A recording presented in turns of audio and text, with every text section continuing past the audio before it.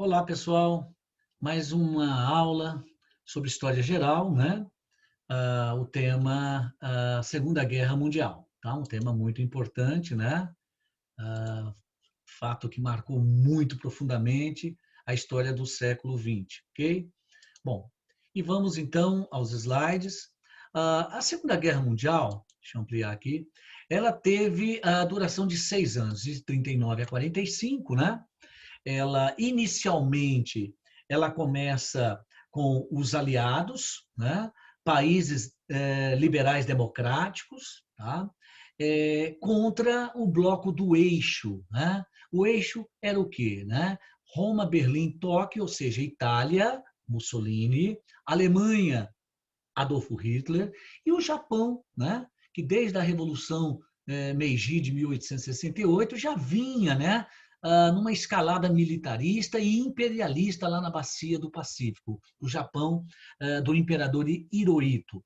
Bom, então, mas só que no meio, mais ou menos no meio da Segunda Guerra Mundial, você tem o bloco aliado, né? Formado pelas democracias liberais, né, capitalistas, mais a União Soviética socialista contra o nazifascismo, tá? Tem essa alteraçãozinha, tá? E no decorrer da guerra, daí a sua natureza mundial, né?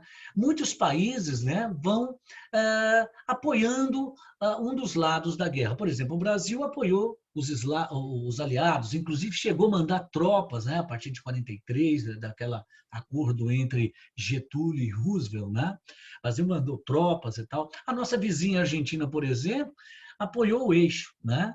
Bom, mas enfim, essa guerra, que teve conotação mundial, né, ela vai ter esse período aí de 6 anos. Foi curta, mas foi intensa, né? Cerca de 60 milhões de mortos, uma coisa absurda, né? Bom, e não tem como a gente entender a Segunda Guerra Mundial ou o início da Segunda Guerra Mundial se a gente não levantar a preparação da guerra. Né? A década de 30 é conhecida pelos historiadores como em dois aspectos. A década da Grande Depressão, né? A chamada década perdida, né? A Grande Depressão do capitalismo, né? Que começou a partir de 29 nos Estados Unidos, mas se internacionalizou. Tá? A década de 30, então, é conhecida pela até a década perdida da Grande Depressão Econômica, mas também a década da preparação da Segunda Guerra Mundial. Tá? E eu vou analisar, nesse aspecto, a preparação para a Segunda Guerra Mundial em 3 pontos. Né? O primeiro ponto aqui é o seguinte: como os países combateram na década de 30 as depressões econômicas que eles todos estavam vivendo, né? A depressão do capitalismo, a inflação, muito desemprego, fábricas fechadas, bancos também, né? O setor financeiro internacional parado, né? Como é que vai ser a reação? Então, o que nós vamos ter? Nós vamos ter aquele bloco de países que vão meio que seguir o receituário que foi iniciado por Franklin Delano Roosevelt, o New Deal, né? Que estava aos poucos dando resultado, sim, nos Estados Unidos, reaquecendo, sim, a economia dos Estados Unidos. Então, países como Inglaterra, França vão adaptando, né? Uh, o pacote do New Deal de medidas, né, reativas, né, à Grande Depressão, eles vão adaptando à sua maneira, mas preservando as eleições, preservando as liberdades, né? Bom, enquanto você vai ter um bloco de países, Itália, Alemanha, né? A Espanha do general Franco, já no final da década de 30, que vai se tornar também um Estado à moda fascista. Portugal também, né? Com salazarismo, ditadura de direita. Você vai ter países como principalmente Itália e Alemanha, que vão também fazer intervenções na economia, tá? Mas com um detalhe: acionando o setor do complexo industrial militar, o setor da indústria bélica, né? Uh, Quer dizer, você vai ter Alemanha e Itália buscando reaquecer suas economias, né? Criando verdadeiras máquinas de guerra. E isso gera um mal-estar na comunidade internacional, principalmente europeia? Sim. Sim, por quê?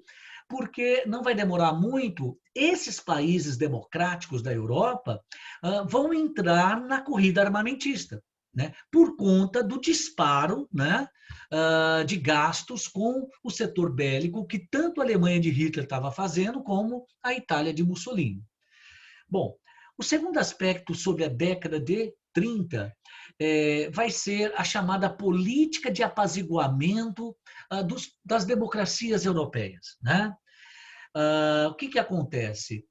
Existia por conta principalmente da Itália, da Alemanha e lá do Japão no Oriente, a chamada política de agressão, tá? Ou seja, esses países começam aos poucos invadindo territórios de países soberanos, né?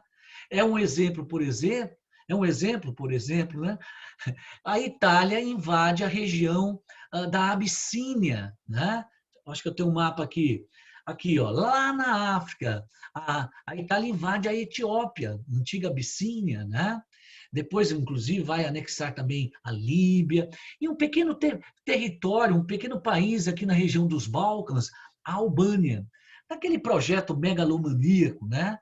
Do Mare Nostrum, de Mussolini, né? De fazer em seu governo e o seu sucessor também dar continuidade aquele sonho, né, da Itália redefinir os limites do velho Império Romano, coisa megalomaníaca, né? Nós vamos ter, por exemplo, também nessa política de agressão, de invadir territórios vizinhos, né, o Japão fazendo a festa lá no Oriente, né, invade a Península da Coreia, que pertencia à China, né, invade territórios internos, a chamada Mongólia Interior, tá? A região, o restante que faltava da Mandichúria, o Japão vai invadindo, né? E preparando para invadir mais tarde Filipinas, né? Micronésias, Indonésias, posteriormente, né? Bom, Ilha de Formosa, né? Taiwan, e a Alemanha, né? Vocês vão ver que em 1938, Hitler domina a Áustria, sem dar um tiro. Hitler invade sua terra natal. É bom lembrar que Hitler ele era austríaco de nascimento, ele nasceu numa cidadezinha na fronteira da Áustria, aqui com a Alemanha. Ele invade a Áustria, né? Depois, ele vai descumprir o Tratado de Viena, onde ele vai anexar o extremo oeste da Tchecoslováquia, os Sudetos tchecos, né? E até finalmente ele invadir a Polônia e desencadeando o processo da Segunda Guerra. Mas o interessante é que esses países, né, vamos assim dizer, da linha democrática, liberais, eles estavam tão preocupados mais em combater suas crises econômicas, né, capitalistas, que eles faziam meio que diplomaticamente vistas grossas a essa política de agressão da Itália, da Alemanha, até chegar no limite, que foi em 1938, né, quando nós teremos o Congresso de Viena, onde Hitler é chamado a atenção, Mussolini também, tá? No sentido de frear, né, de convencer Hitler a desocupar a Áustria. Hitler promete isso no Tratado de Viena, né? E em troca deram para ele os Sudetos. Só que Hitler vai descumprir isso ainda em 39, né? E o terceiro ponto de preparação na década de 30 à Segunda Guerra Mundial, né? Nós vamos ter a questão do acordo entre Hitler e Stalin, o acordo Molotov-Ribbentrop. Mas eu vou deixar esse acordo para falar daqui a pouco, né? Bom, e aí nós temos o quê, né? O estopim da guerra. Qual foi o momento, assim, o ambiente que desencadeou o processo da guerra? 1939, né? Então, vamos lá. Eu ia deixar para depois, mas vou começar aqui agora. O Pacto Germano-Soviético. Em questões de vestibular, é comum não colocar Pacto Germano-Soviético, né? Geralmente é colocado Pacto Nazi-Soviético o Pacto Molotov-Ribbentrop, o nome dos dois embaixadores, né? O que foi esse pacto? Em 1939, o mundo foi surpreendido, ficou sem entender, né? Hitler fechando um acordo com Joseph Stalin, né? Um acordo que a imprensa mundial, tá? Foi publicado, né? Tanto a Alemanha como a União Soviética não deixaram de deixar claro, não esconderam que era apenas um pacto de não agressão mútua, ou seja, se dali para frente a Alemanha se envolvesse em algum conflito internacional, a União Soviética não atacaria a Alemanha e vice-versa, tá?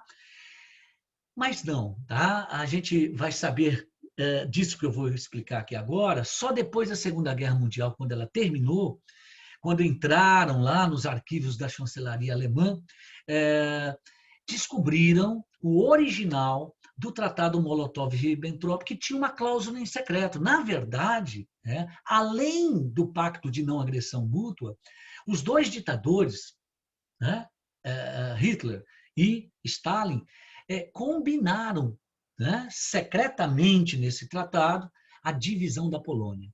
Ou seja, a Alemanha ocuparia a banda oeste da Polônia, enquanto que a União Soviética ocuparia a banda leste da Polônia. Em outras palavras, a Polônia ia deixar de existir enquanto país. Tá? Bom, então isso gerou um mal-estar muito grande, né? O ditador alemão com o ditador soviético, né? Por trás existia alguma coisa mal explicada. Como é que a extrema-direita faz uma aliança com a extrema-esquerda, né? Tinha alguma coisa por detrás. Então, gerou esse mau ambiente, né? Nós vamos ter também Hitler solicitando formalmente, no Congresso de Viena, ele vai pedir isso, a anexação do território do porto de Danzig, hoje é a cidade polonesa de Gdansk. Deixa eu ver se eu tenho um mapa aqui. Eu acho que eu tenho um mapa aqui. Tem um mapa. Olha aqui. O Tratado de Versalhes, lá em 1919, pessoal, separou um pedaço da Alemanha, que ganhou o nome de Prússia Oriental, do resto da Alemanha. Tá? Nascia, pelo Tratado de Versalhes, o corredor polonês. Hitler, em 1938, ainda no Congresso de Viena, reivindicou, mas não conseguiu, né? Não conseguiu, a união desse território aqui, ó, o fim do corredor polonês, né? A união da Alemanha à Prússia Oriental, né? Na região da cidade de Danzig, certo? O que acontece, pessoal? Hitler de novo insiste em 1939 que quer porque quer anexar pela via do corredor polonês as duas Alemanhas, tá? Isso também pegou muito mal, a forma como ele estava pressionando, ele já estava dando indicativo que se tivesse uma negativa, possivelmente a Alemanha invadiria esse território da Polônia aqui e faria uma reunificação forçada, né?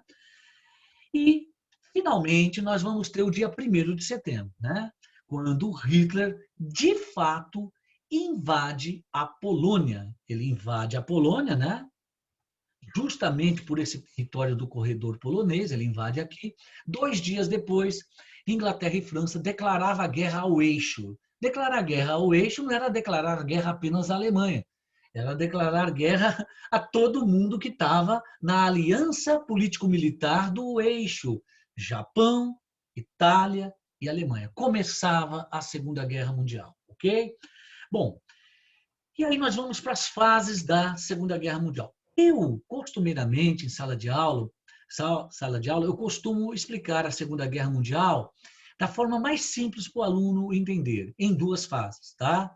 A fase de 1939 até 43, até a Batalha de Stalingrado. Eu chamo essa primeira fase de fase da ofensiva do eixo. E a segunda fase seria de 43 até 45, a fase final, que é a fase de ofensiva aliada. Tá? Mas isso diferencia muito entre os historiadores. Você pode pegar um livro de história que divide a Segunda Guerra em 2 fases. eu acho mais didático, né, para o aluno entender. Tem livros de história que dividem em 3, tem livro que divide até em 4. Não tem problema nenhum, jamais isso vai ser um complicador em vestibular, né? Isso aí é apenas uma divisão didática, né? Coisa de historiador, ok? Esse slide aqui está em 3 fases, mas não muda nada, tá ok? Mas eu vou ressaltar que a Batalha de Stalingrado, né, eu particularmente considero o eixo central da guerra. Tá? Até a Batalha de Stalingrado em 43, você tem só vitórias da Alemanha, vitórias da Itália, o Japão faz a feira lá na Bacia Asiática, né? Então, vamos para alguns momentos aí, né? Então, vamos lá, os países envolvidos, né? Inicialmente, você tem o eixo a Alemanha, Itália, o Japão, mas vai sendo aos poucos, né? Esse bloco recebendo apoio, né? A Hungria, a França ocupada, né? A Bulgária, países lá da Ásia como a Tailândia, tá ok? Bom, e os países do chamado bloco dos aliados, né? Inglaterra, França, os Estados Unidos entram a partir de 41, depois do ataque japonês à base de Pearl Harbor, no Havaí, né? A União Soviética entra para o lado, né? Dos aliados, a própria China, que estava sendo invadida pelo Japão, diplomaticamente, o que restava ainda da China, estava apoiando os aliados, né? Bom, então vamos lá. Primeiro momento, a chamada Blitzkrieg, a Guerra Relâmpago. Hitler havia meio ensaiado a Guerra Relâmpago antes mesmo da Segunda Guerra começar, quando Hitler ajudou, né, o general Franco lá na Espanha a esmagar as forças revolucionárias republicanas, né, na chamada Guerra Civil Espanhola. Principalmente o ataque às comunidades bascas, né? Famosa, inclusive, o ataque nazista à cidade de Guernica, né? Que é uma capital cultural da comunidade basca. Né? Bom, a Guerra Relâmpago era o quê? Né? A Guerra Relâmpago era a invasão rápida, né, da tropa alemã a um país qualquer, não dando chance do adversário reagir. Tá? Primeiro passavam os aviões, faziam bombardeios pesados, depois você tinha artilharia, depois que vinham os tanques, etc, etc. Era uma estratégia que, até um certo momento, deu muito certo para os nazistas no decorrer da Segunda Guerra Mundial. Com a Blitzkrieg, né, Hitler invadiu com muita facilidade o resto da Polônia, né? E aí ele não vai demorar, ele vai invadir aquela banda da Polônia, né? Que era, né? Segundo o pacto que ele fez com Stalin, né? Que seria uma ocupação soviética, tá? Os soviéticos chegaram a ocupar, mas Hitler parte para cima, né? Toma essa banda da Polônia e depois invade a própria União Soviética, né? Bom, e com a Blitzkrieg, Hitler vai fazendo a festa ali no leste europeu, né? Ele ocupa o resto da Tchecoslováquia, né? Nós vamos ter, por exemplo, os países escandinavos, né? Cadê aqui, ó? Noruega, a Dinamarca, né? Aquela parte mais ao norte, ao extremo norte da Europa, né? Ele invade com muita facilidade, já se preparando para invadir aquilo que Hitler queria mais bater, a Inglaterra, né? E então você tem esse mapa aqui, ó, mais ou menos, né? As áreas de ocupação nazista, né? O leste europeu, né? Aqui, ó, Dinamarca, Noruega, Suécia, tá ok? Ele invade a França enganando os franceses. Os franceses haviam se preparado muito. Eles achavam que a Alemanha iria invadir, a Alemanha de Hitler invadir a França pela fronteira aqui, ó, né? E aí os franceses fizeram aquilo que eles chamaram de linha Maginot, uma linha inexpugnável. Hitler faz o quê? Engana os franceses, né? Hitler invade a Bélgica e a Holanda, que eram países que se diziam neutros. Hitler, no primeiro momento, acatou a neutralidade desses países, mas na semana seguinte ele invadiu esses países, não dando chance deles reagirem, né? E aí acontece o quê? Tinha uma área de floresta aqui, pessoal, né? que os franceses jamais imaginavam que o exército alemão ia atravessar essa floresta, uma floresta fechada, muito fechada. Pois então, justamente por esse pequeno espaço, a Alemanha invade a França, tá? Inclusive comprime o exército francês na fronteira da França com a Bélgica, da França com a própria Alemanha, né? A França vai ficar a metade ocupada, né? A França do Sul é a França da resistência, comandada por um general, né? O líder da resistência francesa, que estava no exílio na Inglaterra, que comandava a resistência francesa, o general Charles de Gaulle. E Hitler vai partir para cima da Inglaterra, né? Vai tentar invadir a Inglaterra, não consegue, você vai ter a guerra aérea da Inglaterra, e Hitler encontra, né, um inimigo, um adversário à altura. Hitler para de atacar a Inglaterra e deixa a Inglaterra para o final da guerra. Tá? Viu que era osso duro de roer. Né? A Itália vai fazendo a festa aqui, né? Vai ampliando seus domínios aqui nas regiões aqui do norte da África, região do Maghreb aqui, ó, onde hoje é Marrocos, Líbia, aqui essa região toda, né? O Japão, né? O Japão vai se estendendo lá pela bacia do Pacífico, né? Filipinas, Indonésia, etc, etc. Aqui eu praticamente já adiantei, né?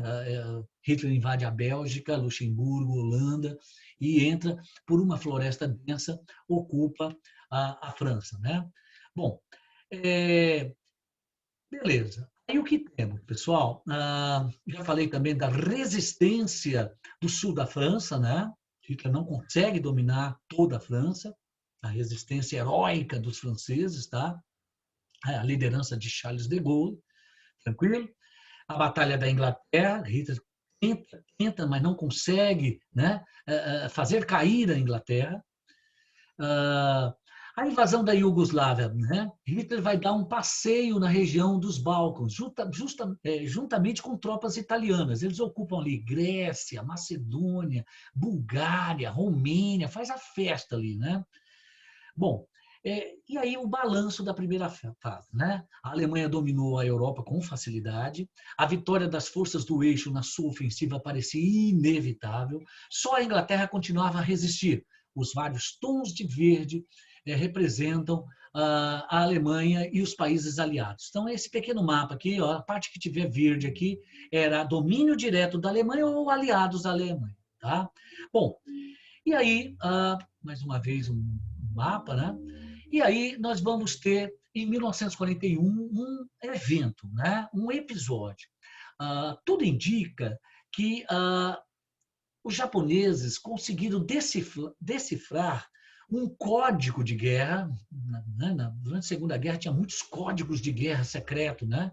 Eles conseguiram decodificar e eles ouviram, essa é a versão dos militares japoneses, que depois, de certa forma, foi confirmada pelos militares ingleses.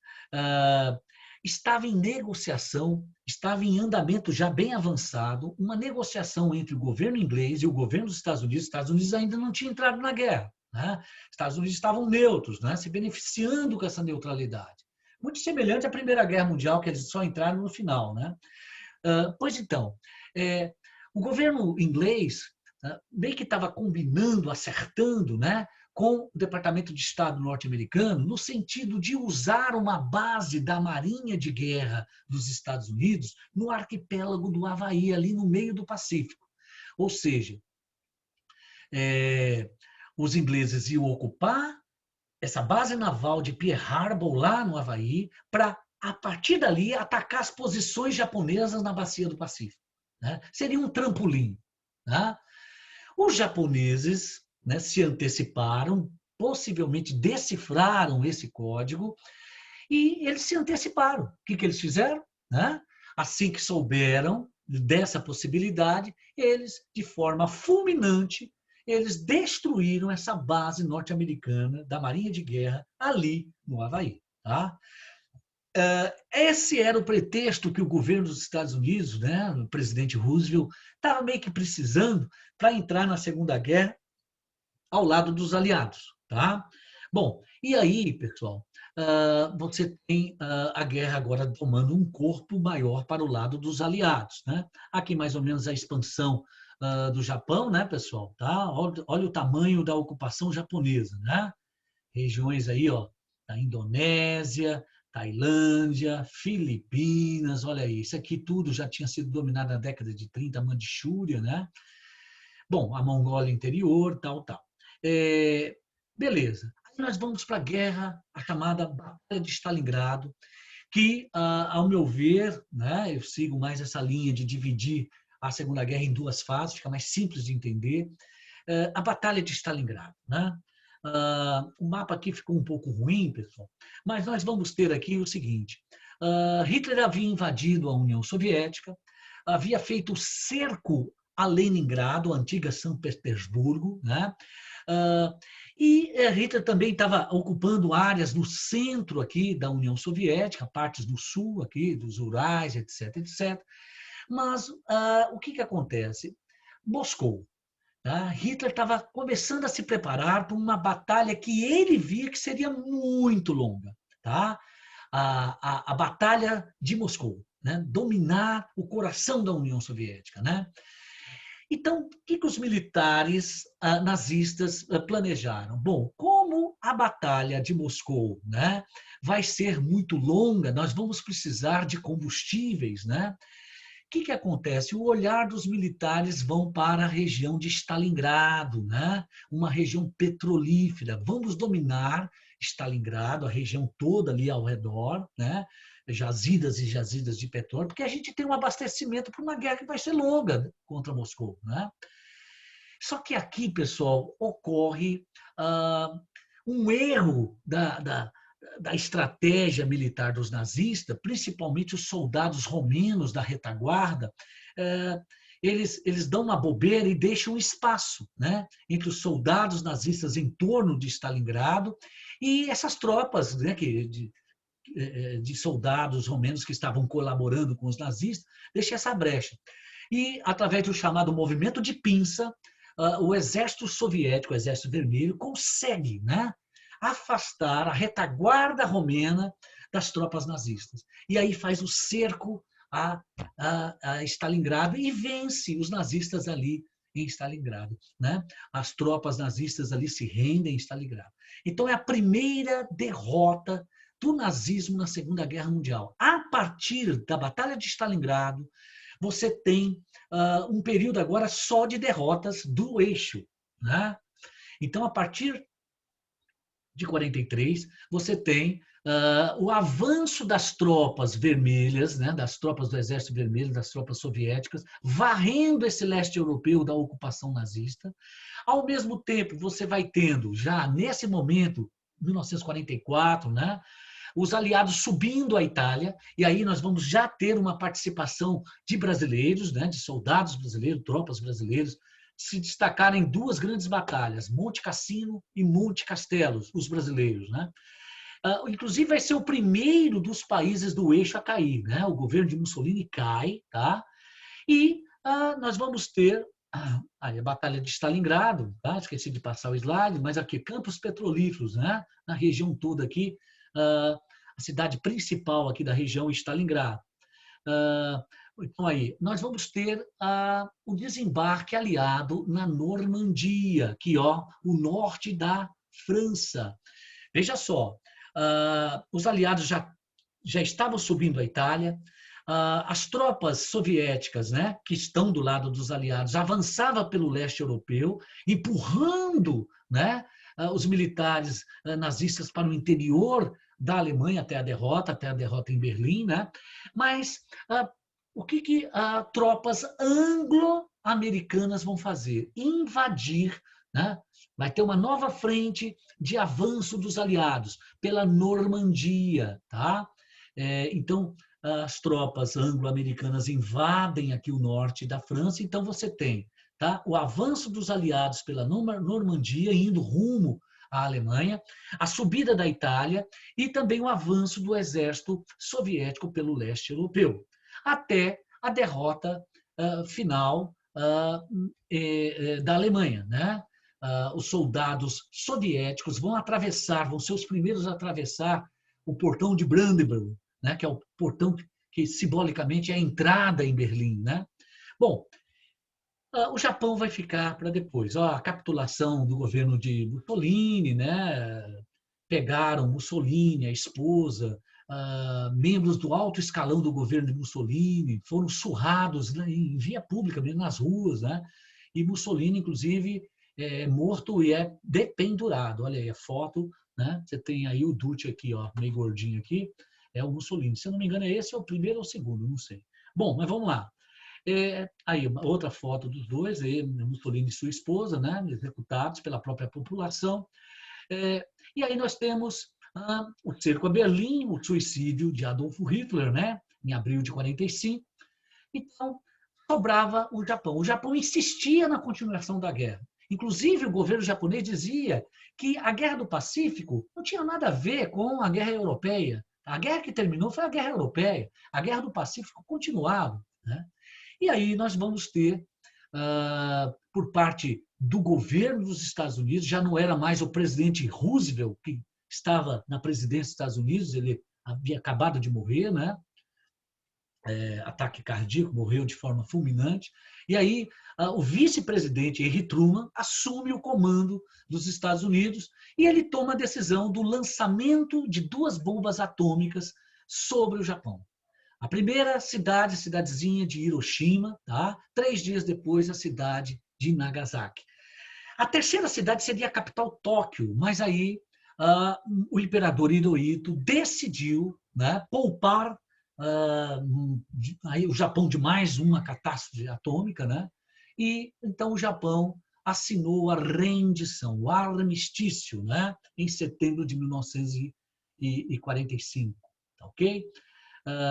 Momentos finais, aí nós vamos ter a figura heróica, né, dos pilotos japoneses, os kamikazes, né, os pilotos suicidas, né, que entravam na aeronave cheia de bomba, sabendo que a missão deles era colidir a aeronave com um porta-aviões, com um navio de guerra, com uma posição de militares americanos, enfim, né?